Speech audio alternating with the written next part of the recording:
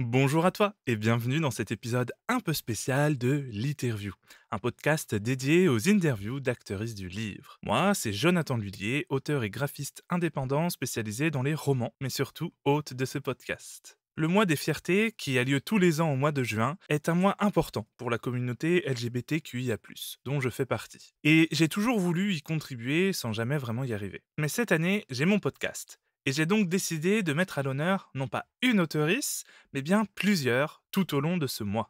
Tous les samedis, tu pourras donc retrouver un épisode de l'interview d'environ une demi-heure dans lequel se présenteront au moins 3 ou 4 auteuristes queer au travers d'une citation et de 5 questions. Je suis vraiment très heureux de te présenter ce podcast et j'aimerais dire un grand merci à toutes les personnes qui ont accepté de participer avec autant de plaisir. Sur ce, il est temps que je laisse la place aux invités du jour. Alors, juste 2 petits mots de contexte, parce que j'ai coupé quelques paragraphes au-dessus. C'est un extrait d'un roman qui n'est pas encore sorti, de Cozy Mystery et nous avons donc Alice et Evelyne qui travaillent dans une bibliothèque en Savoie et donc c'est du point de vue d'Alice. Un de leurs habitués passa en coup de vent dans l'après-midi. Il avait son club de lecture qui se réunissait, à savoir 3 amis et lui. Alice avait mis du temps à comprendre que non, ce n'était pas réellement un club de lecture dont il était question. Patrick était un enfant du village, comme les autres membres. Il connaissait Evelyne depuis toujours, mais n'accordait pas autant de crédit aux personnes qu'il connaissait depuis moins de 50 ans. Sa défiance à l'encontre d'Alice était flagrante, par exemple. Celle-ci était jeune, vivait avec 2 autres personnes, en fréquentait une troisième et ne semblait pas décidée à épouser quiconque du groupe. Néanmoins, plus que son polycule, ce qu'il lui reprochait, et il n'était pas le seul, était surtout de ne pas être d'ici.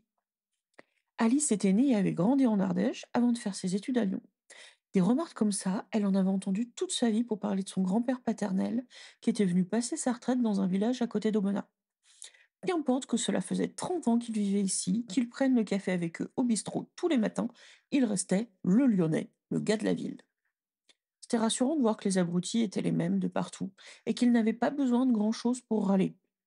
La première fois où l'on avait snobé de façon évidente, elle venait d'emménager avec Lou et Bastien. Elle avait commencé à travailler ici depuis moins de 3 jours. Elle s'était sentie blessée. Ne devait-elle pas demander sa mutation à la bibliothèque municipale de Chambéry ou dans n'importe quel autre coin? C'était Evelyne qui l'avait détrompée. Elle l'avait fait avec sa délicatesse naturelle. Que voulez-vous avoir 2 fois plus d'ennui en rentrant chez vous? Ça ne concerne que vous. Depuis, elle avait appris que Lou était non-binaire, ce qui ne l'avait pas fait changer d'avis. Quel que soit le genre du partenaire, c'était une montagne d'ennuis et n'importe quelle femme ayant du bon sens se l'épargnerait. Il ne n'était même pas dit qu'elle avait bien compris le concept de non-binaire, ni même le concept des pronoms neutres. Mais elle appelait Lou par son nouveau prénom, en se contentant de se plaindre des idées saugrenues de la jeunesse. Elle trouvait qu'elle avait une tête à s'appeler Dominique, tant qu'à avoir un nom porté par les 2 genres. Et pas une de ces choses exotiques à la mode qui serait ridicule dans 2 ans. Bref, quand Patrick annonçait qu'il avait club de lecture, il fallait comprendre que le petit groupe se réunissait pour cancaner sur tous les vieux des alentours, tout en picolant. Cette fois-ci, il ferait honneur au Génépi, vu le contenu du sac qu'Alice avait contre-aperçu. Et voilà, je vous laisse deviner qui va être assassiné, qui ne le sera pas, et surtout ce que Alice, Evelyne et le reste du polycule Alice vont bien pouvoir faire. Est-ce que tu pourrais te présenter? Bonjour, je suis Vicky Saint-Ange, autrice queer et féministe. Je dis souvent que, on me connaît surtout pour le chat, donc qui est mon chat, mais que ça m'arrive d'écrire aussi. J'écris dans un certain nombre de genres. Ma spécificité est que, quand j'écris, je mets en scène, principalement des personnages féminins et ou queer et avec une vision certes réaliste, mais qui généralement est plutôt joyeuse. Et puis, à côté de ça, j'accompagne aussi les auteurices à, trouver leur voie professionnellement, tout simplement à être un peu mieux dans leur basket, littéraire. Voilà. Quelle est la place de la représentation LGBTQIA+ dans tes histoires? La place de la représentation LGBTQIA+ dans mes récits, en fait, est essentielle, tout simplement parce que, c'est dans le meilleur des cas, 100, dans le pire des cas, 50 de mon cast. C'est hyper important. En fait, quelque part, ce que j'écris, c'est ce que j'aurais aimé pouvoir lire à l'adolescence et jeune femme. Pouvoir, découvrir, des personnages qui me ressemblent, des personnages qui ont les mêmes problématiques et les mêmes questions que moi et c'est clair que c'était absolument pas ce que j'arrivais à trouver majoritairement. J'avais l'impression que c'était, ouais, hyper, touchy, hyper subversif de trouver, des personnages qui ne soient pas cis-het, alors que pas du tout en vrai, mais disons que quand on a, vraiment grandi, découvert sa sexualité dans les années 90, c'est un peu la sensation que ça donnait. Donc c'est vrai que, pour moi, c'est super important cette représentation, que ce soit dans la romance ou ailleurs et donc, eh ben, ça a une place qui est tout à fait centrale. Quelle œuvre LGBTQIA+ aurait aidé le toi enfant à mieux se comprendre et se construire? C'est une question qui est super compliquée. C'est super compliqué parce qu'en fait, moi, je viens du monde du fandom et c'est pas tant une œuvre que, surtout le fait que, c'était normalisé dans le fandom. Moi, j'étais dans la mouvance, qu'on appelait yaoi. Les petites jeunes maintenant appellent ça yaoi. Ouais, je suis vieille. Hem en fait, c'était normalisé et c'est ça qui m'a beaucoup aidée, qui m'a permis de comprendre que j'étais bi et pas juste un truc bizarre qui savait pas quoi faire de son attirance et de son absence d'attirance. C'était compliqué dans ma tête, en fait, parce que j'avais aucune représentation et aucune image. En fait, c'est pas compliqué, ça j'en parlais il y a pas longtemps avec une amie. Quelque part, le fait de cette absence de représentation, de représentation dans lequel je pouvais m'identifier, faisait que, je me sentais anormale et quelque part les critiques des autres étaient légitimes. Et donc, ben, c'est vrai que, en fait, quelque part, quelle œuvre aurait pu fonctionner parce que les seules œuvres que je connaissais, soit étaient occidentales et ultra négatives d'une manière générale. Je rappelle que, enfin, c'était toujours la période où, si vous voulez, si vous avez un personnage bi, vous savez que c'était l'assassin, quoi. Ou alors c'était des œuvres asiatiques, mais très, avec beaucoup de sous-entendus, du genre, Tokyo Babylone où c'était pas dit clairement qui était avec qui, XXX The Clamp, enfin voilà, tous ces univers-là et donc en fait, n'importe quelle autre œuvre aurait bien fait l'affaire quelque part. Mais je pense qu'une œuvre, façon Heartstopper, quelque chose dans ce goût-là, ça aurait été vraiment un immense changement pour moi et aussi certainement pour mon entourage adolescent. Ouais, je pense que je me serais mangé beaucoup moins de biphobie dans la tronche si Heartstopper avait existé, quand j'étais au lycée. Voilà. Après je suis pas sûre que dire Heartstopper ce soit hyper original, mais voilà, quelque chose dans le goût d'Heartstopper. Quelle œuvre ou quelles œuvres LGBTQIA+ conseilles-tu systématiquement? Ah, ce que je conseille, systématiquement, alors on va pas se mentir, il y a mon chouchou d'amour qui est Gide. Je suis désolée, c'est pas ultra explicite, mais Gide, voilà quoi, c'est ma grande référence parce que je pense que c'est l'un de mes auteurs, préférés, si ce n'est mon auteur francophone préféré. Voilà, je suis très, très amoureuse de Gide et de sa littérature. Donc comme il était très, très gai, je suis sûre qu'on peut dire que c'est une œuvre LGBTQIA+. Si on est sur quelque chose de plus moderne, plus récent, je conseille bien volontiers Boys Will Be Boys de Dr Pralinus. Je conseille très volontiers tout ce que fait Cordelia. Je conseille très très volontiers, mais alors avec beaucoup d'insistance, ce que fait Enzo Daumier, ce que fait CMDIANA. J'adore tout ce qu'ils font. Voilà, en plus on va pas se mentir, globalement je crois que je peux vraiment dire que c'est des potes. Et ouais, et c'est en fait, ça fait d'autant plus plaisir de pouvoir les recommander parce que ça me parle, parce que c'est des gens que je connais, dont je connais l'éthique, dont je connais l'importance d'essayer de faire du bien.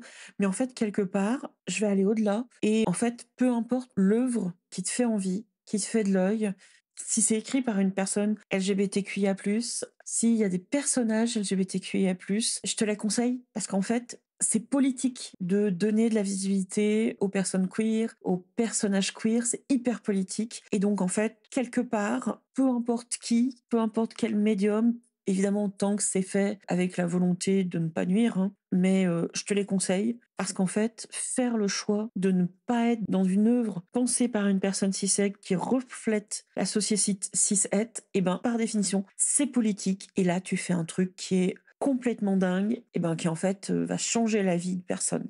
Voilà. Quelle auteurice queer recommandes-tu? J'ai un peu répondu à la question précédente de savoir quel auteuriste queer je recommande, mais alors on va prendre 2 minutes 2 secondes d'ego, pas 2 minutes, 2 secondes. Je me reconseille moi déjà.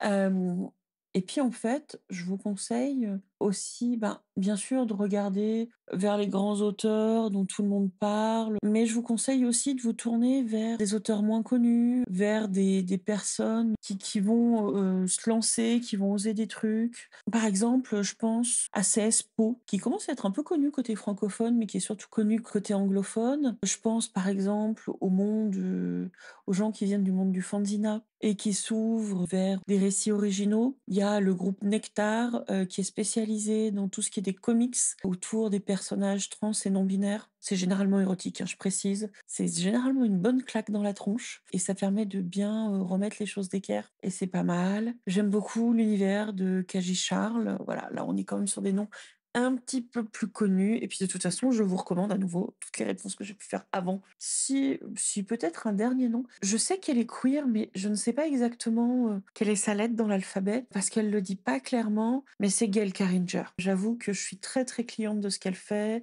Je suis très, très cliente de son univers, même, juste sur les réseaux sociaux. Enfin, je sais pas, je trouve qu'il y a un côté très doudou et un jour quand je serai grande, j'aurai le même monde, très doudou qu'elle. Voilà, je crois qu'on est pas mal.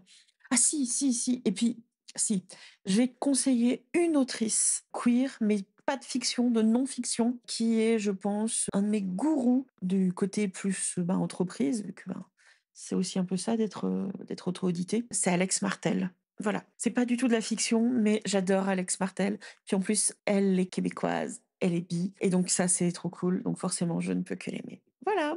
Pourquoi devrions-nous te lire? Pourquoi est-ce qu'on devrait me lire? C'est une très, très bonne question. Alors, je peux déjà commencer par une platitude qui est que personne ne peut écrire comme moi, vu que, bah, pour écrire comme moi, il faut vivre les mêmes expériences que moi. Voilà, ça c'est une très jolie platitude, mais on ne sait jamais. Non, beaucoup plus sérieusement, je pense que la raison pour laquelle il faut me lire, c'est tout simplement parce que je propose des récits qui, à la fois, proposent des personnages de mecs gays, enfin, on va pas se mentir, hein, on en a de partout, mais des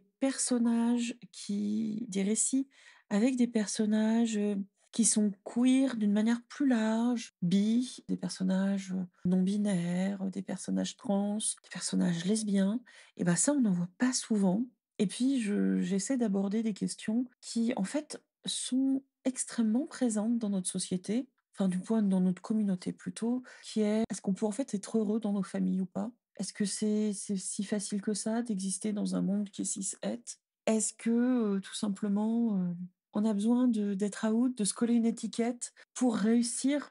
Là, l'extrait que je t'ai lu, en fait, l'un des personnages, clairement est queer, mais c'est aussi un personnage qui, est en pas tant en refus d'étiquette, mais en inintérêt d'étiquette. Ce qui fait qu'elle ne porte pas du tout l'étiquette, de personnage, asexuel, certainement aromantique, mais elle est écrit comme ça, ce personnage et je trouve qu'en fait, ça, c'est quelque chose qu'on voit de moins en moins aujourd'hui, mais qu'on voyait beaucoup dans les années 90. Ouais, on revient aux années 90 et qui, moi, me manque. J'aime bien quand on me dit les choses explicitement, mais j'aime bien aussi des fois ce petit côté, wink wink: «Hey, tu la ref toi?» parce qu'en fait, faites du lobby pour avoir la ref et des fois ça me manque et c'est quelque chose que je mets dans mes récits et puis une dernière chose, même quand j'aborde des sujets difficiles, j'essaie de garder un certain rebond, certaine légèreté. Pas tant parce que je les prends pas au sérieux, mais parce qu'en fait, nos vies, c'est pas que du drame, quoi. Au contraire, c'est plein de choses très, très cool. Donc voilà, donc c'est pour moi, c'est important. Et puis si, un dernier truc, parce qu'on me connaît quand même un petit peu pour ça, j'écris de très bonnes scènes de sexe. Voilà.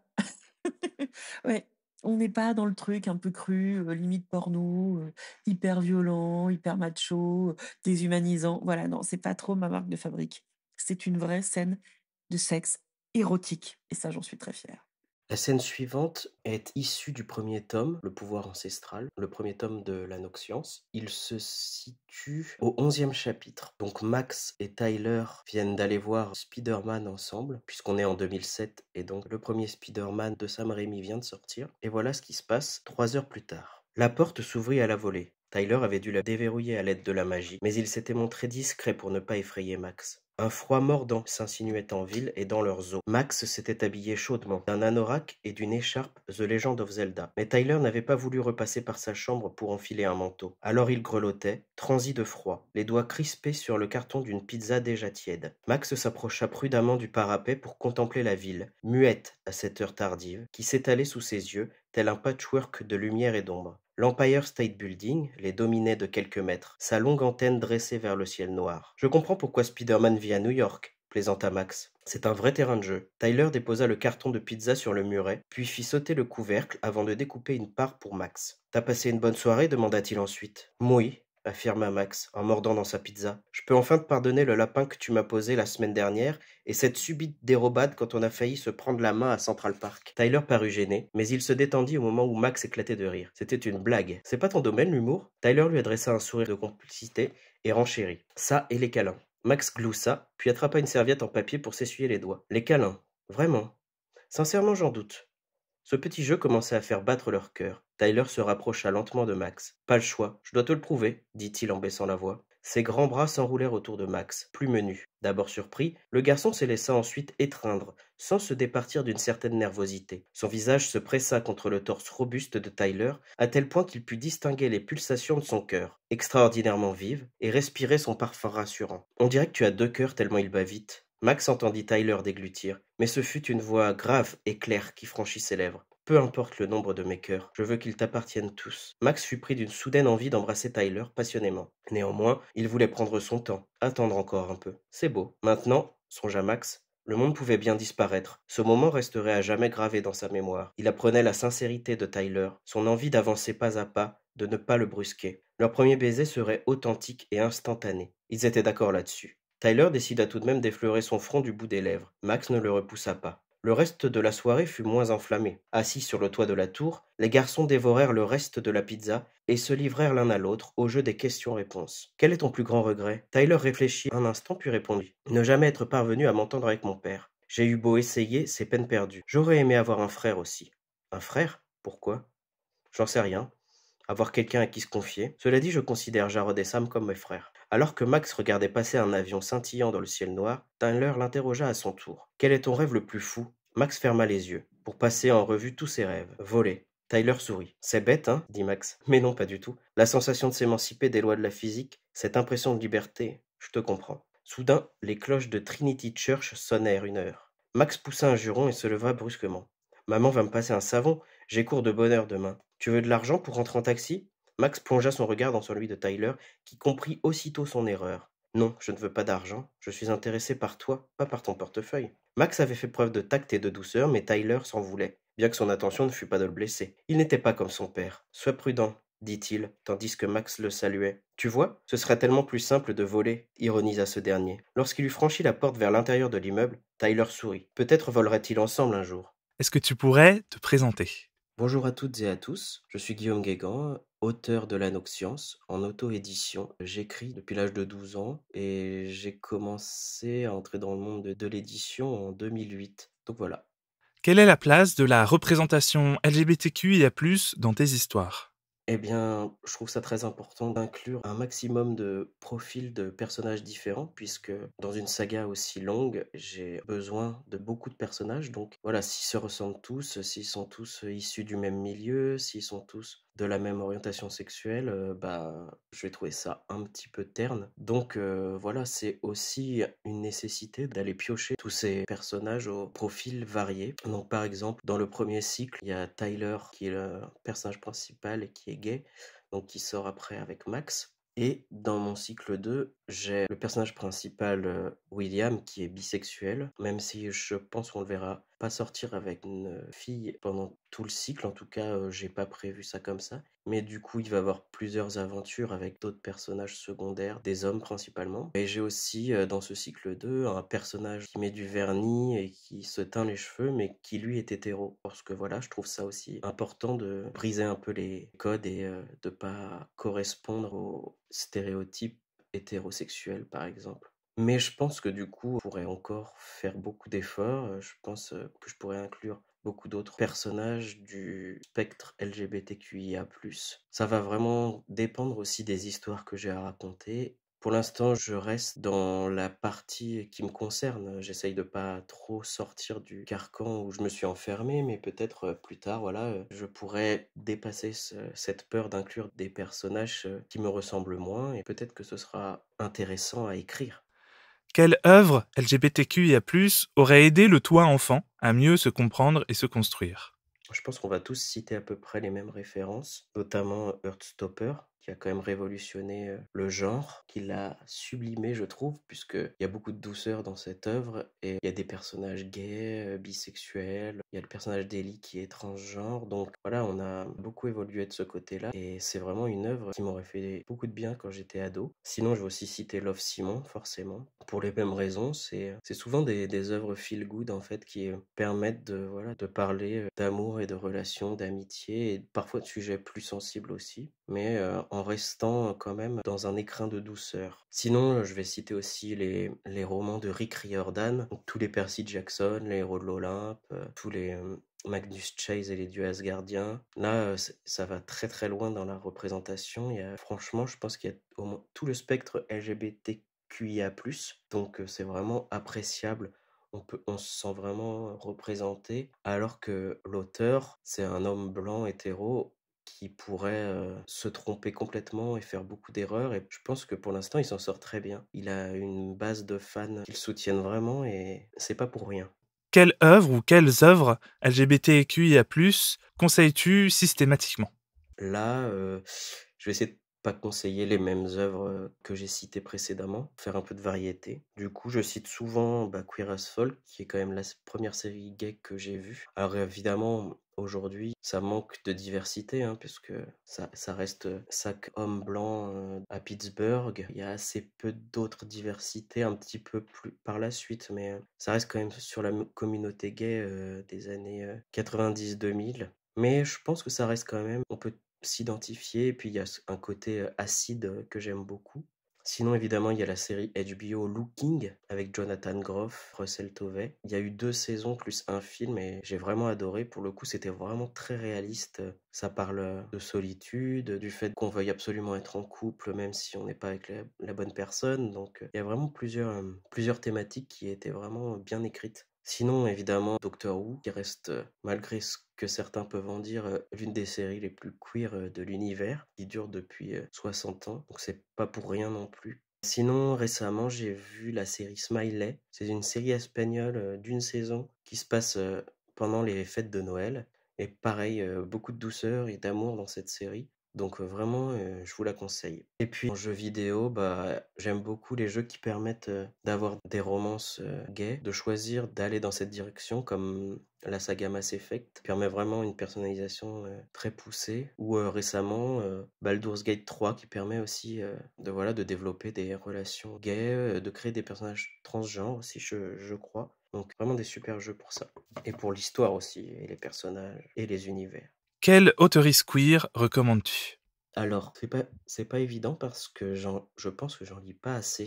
Donc, je vais quand même citer 2 œuvres que j'ai bêta-lues récemment. Comme ça, en même temps, je cite les copains et c'est toujours cool de les mettre en avant. Du coup, ben, je conseille Magie, Sirène et Malédiction de Jonathan L'Huillier qui vient de sortir et du coup, qui met en avant Calixto et Connor, 2 personnages très différents qui vont commencer à se séduire, tomber amoureux, et c'est sur fond de magie.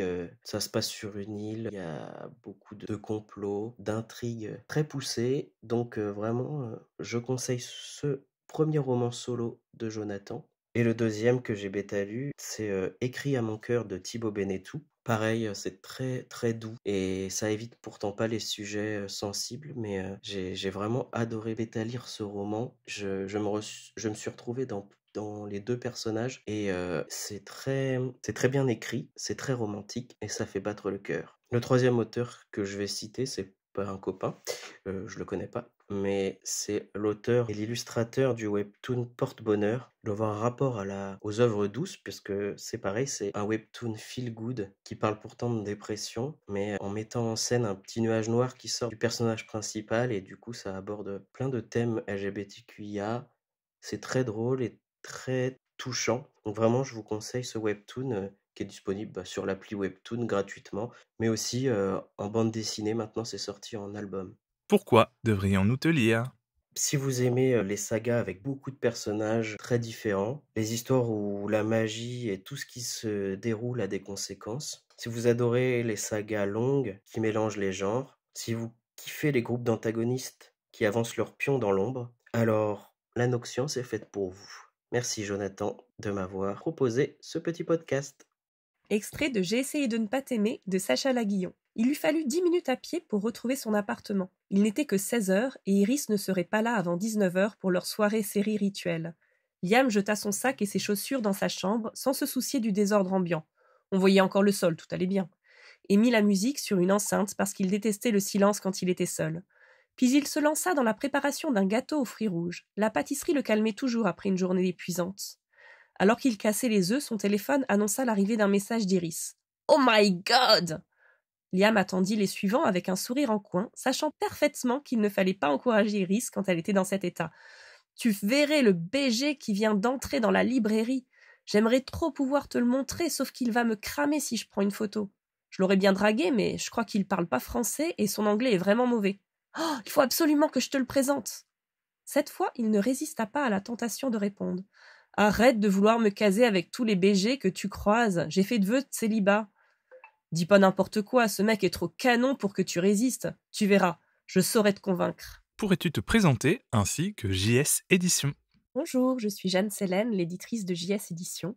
Alors pour me présenter un petit peu, je suis issue de l'auto-édition en fait. Je suis à la base autrice de l'imaginaire avec aussi des romans de contemporains, beaucoup d'albums pour la jeunesse, des documentaires pour la jeunesse.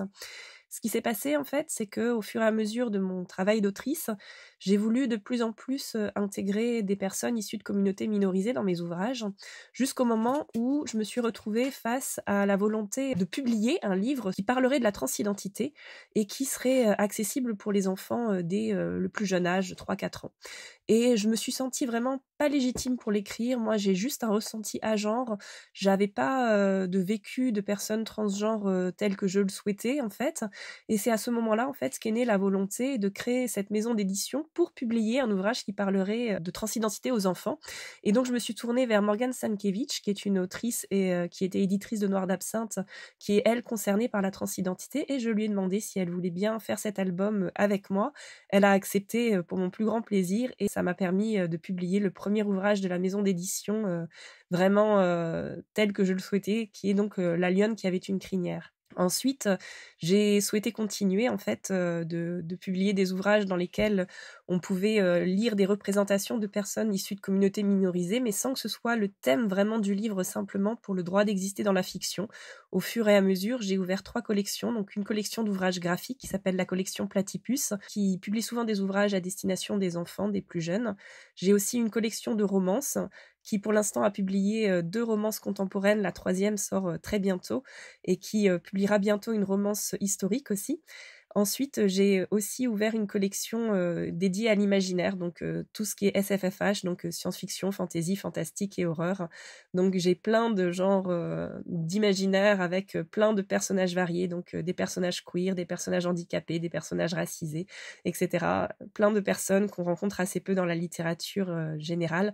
Mon but, c'était vraiment d'offrir à la fois des livres qu'on appelle des livres fenêtres, c'est-à-dire des livres qui ouvrent sur des personnes et des représentations et des univers qui sont différents de ceux des lecteurs, et aussi des livres miroirs, c'est-à-dire des livres qui vont ressembler aux lecteurs et aux lectrices, même si ce sont des personnes qui sont issues de communautés minorisées, voilà, ce sont des personnes qui ont assez peu de représentation pour grandir en ayant l'impression d'exister dans le monde, et donc c'est vraiment ma volonté avec les éditions JS. Peux-tu nous parler des valeurs de ta maison d'édition?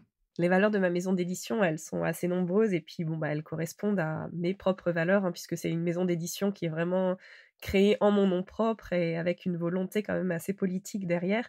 Donc bien sûr, en premier lieu, c'est l'inclusivité et la diversité puisque, le but de ma maison, c'est vraiment d'inclure des personnes, variées et de représenter, comme je le dis, tout l'arc-en-ciel de l'humanité, dans mes ouvrages. Et donc ça, c'est vraiment ce qu'il y a de plus important pour ma maison d'édition, d'être inclusive et diversifiée et représenter la diversité du monde humain. Et puis bien sûr, quand on se dit inclusif, inclusive, ce qui est important aussi, c'est de penser à l'accessibilité. Donc j'essaye vraiment, dans la mesure de mes moyens, de mettre en place tout ce qu'il faut ou au maximum en fait pour que, tout ce que je fais soit le plus accessible possible. Alors sur les réseaux sociaux, bien sûr, ça va être, simplement, penser à remplir les textes alternatifs, au mieux possible et puis, pour les ouvrages en eux-mêmes, donc tout ce qui est ouvrage pour la jeunesse, je les pense et les crée, aussi pour qu'ils soient au maximum accessibles pour, les personnes qui ont des difficultés de lecture ou qui sont dyslexiques et puis pour mes ouvrages un peu plus pour les ados ou les adultes, je suis en train de faire des versions accessibles aux personnes dyslexiques qui vont être disponibles en impression à la demande. Donc, par exemple, à l'heure actuelle, il y a Vox déjà qui est disponible. Si vous allez sur Amazon, vous pouvez commander la version mise en page pour les personnes 10 de Vox. Donc, au lieu que le livre soit pas très épais, ça fait un pavé un petit peu plus gros, mais du coup, ça permet à des personnes qui sont en difficulté de lecture d'avoir un livre adapté pour des grands, donc young adultes, ou aussi pour des adultes, hein, parce qu'on peut être adulte et aimer lire du young adulte. Et puis bien sûr, les autres valeurs, ça va être le besoin d'authenticité et la cohérence. Donc j'essaye au maximum d'être authentique et cohérente dans ce que je propose, donc de respecter mes propres valeurs et de faire en sorte qu'elles soient respectées dans un maximum de champs liés à mon travail. Donc ça va être par exemple et refuser au maximum l'utilisation de l'IA, c'est-à-dire que je vais pas faire appel à de l'IA pour des illustrations ni pour l'enregistrement de versions audio. Par exemple, j'ai un livre jeunesse qui va sortir l'année prochaine, qui existera en version papier, en version lue par une comédienne, donc pas par une IA, et puis qui aura aussi une version traduite en langue des signes française et interprété par un interprète en langue des signes française en vidéo. Donc vraiment, ça rejoint l'accessibilité et puis du coup la cohérence de ma maison d'édition. Après, ce qui est important pour moi, c'est d'essayer d'être le plus professionnel possible. C'est-à-dire que, en plus de mon passé d'autrice auto-éditée, je me suis reformée à tout un tas de domaines et j'essaye en fait de faire en sorte que tous mes livres soient les plus professionnels possibles. Je fais appel à des professionnels pour les couvertures, pour la correction, etc. Je me suis formée et je suis maquettiste pour faire des maquettes intérieures qui sont un peu jolies, pareil pour les e-books, etc. Et puis, le respect de l'environnement, c'est aussi important pour moi. Donc, je vais essayer dans la mesure du possible de créer des livres éco-conçus, donc c'est-à-dire réfléchis pour être, d'un point de vue écologique, façonnés d'une manière qui soit cohérente avec l'écologie. Donc ça va être l'utilisation de papiers particuliers qui sont assez respectueux de l'environnement, ça va être des méthodes d'impression qui permettent un recyclage plus facile. Je vais aussi essayer de faire appel à des imprimeurs qui sont soit français proches de chez moi où je peux me déplacer directement, ou au moins dans l'Union européenne avec des matériaux qui sont justement de qualité au niveau de l'écologie. Et donc ça va être vraiment important pour moi. Et puis aussi le fait d'essayer de faire des tirages qui soient les plus respectueux possibles, c'est-à-dire ne pas tirer trop pour pas risquer de mettre au pilon certains livres. Donc voilà, cette maison d'édition, c'est vraiment le reflet de ma personne, hein. C'est un projet personnel et même si je m'entoure de nombreux professionnels, forcément les valeurs, ce sont mes propres valeurs. En quoi les sujets LGBTQIA+ sont-ils importants au sein de ta ligne éditoriale et est-ce que tu priorises les on voice? Donc tout ce qui va être sujet LGBTQIA+, c'est vrai que c'est très important dans ma maison d'édition. Donc de par le fait que je souhaite inclure tout l'arc-en-ciel de l'humanité. Et puis c'est aussi important pour moi d'un point de vue personnel, puisque je suis moi-même une personne queer.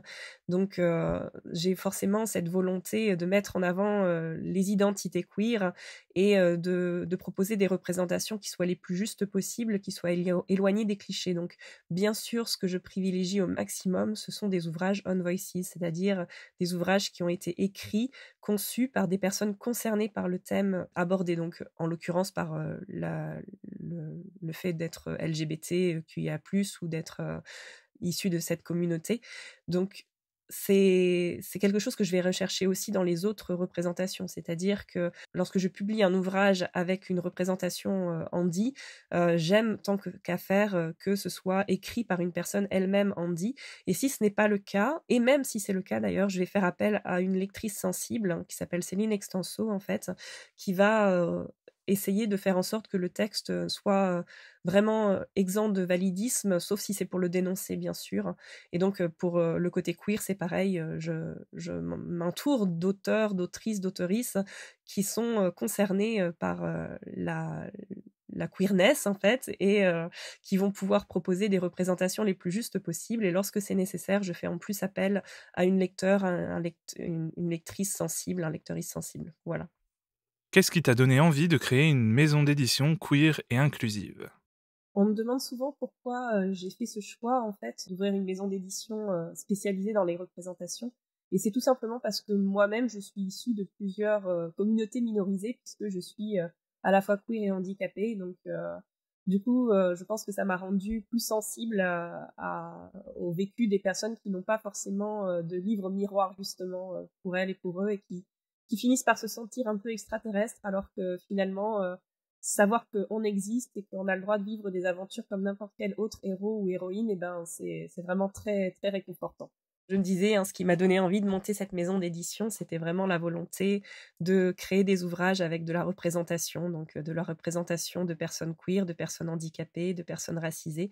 Donc c'était vraiment le but de cette maison d'édition. Et puis vraiment, parce que je m'éclate quand je fais du travail éditorial, en fait, en étant auto-éditrice, j'ai découvert le métier d'éditeur, d'éditrice, tout ce qui tourne autour, et puis tout ce qu'on peut faire quand on a une petite structure et qu'on touche un peu à tout, en fait, et ça me passionne, et pour tout dire, c'est un peu mon intérêt spécifique. Et enfin, pourquoi devrions-nous lire JS Édition? Alors, pourquoi vous devriez lire JS Édition? Eh ben, d'abord parce que je publie des auteurs, des autrices, des auteurs, des autoristes qui sont absolument fantastiques et qui proposent vraiment des ouvrages qui valent le coup, qui sont importants à découvrir, qui sont pleins de qualité et qui sont remplis de représentations qu'on a envie de découvrir parce qu'elles sont justes, parce elles sont issues de personnes concernées, etc. Et puis aussi, je vous suggère vraiment de découvrir JS Édition et de lire les ouvrages que nous proposons, parce que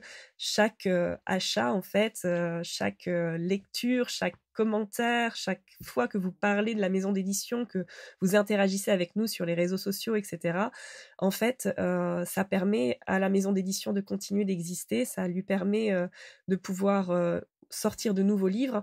En fait, il faut savoir que moi, c'est une maison d'édition que je porte donc seule, c'est un projet personnel, l'entreprise est en mon nom propre, mais je m'entoure de plein de professionnels, et donc lorsque vous choisissez un livre de JS Édition, vous permettez à plein de professionnels d'exister, de travailler, de vivre de leur travail. Alors moi, malheureusement, je ne vis pas de mon travail puisque je ne me rémunère pas du tout sur ce projet, mais à chaque fois qu'il y a des bénéfices qui sont dégagés dans la maison d'édition, ça permet à d'autres projets de naître, d'exister, et puis d'exister dans des versions les plus inclusives possibles, en fait, puisque plus j'ai de moyens et plus je peux aller loin dans la démarche d'accessibilité, et aussi dans le fait de produire de beaux objets qui sont éco-conçus et puis qui sont illustrés, etc. Donc venez partager sur les réseaux sociaux, échanger avec moi, voir des petits lamas, et puis venez découvrir les livres de la maison pour en discuter ensuite.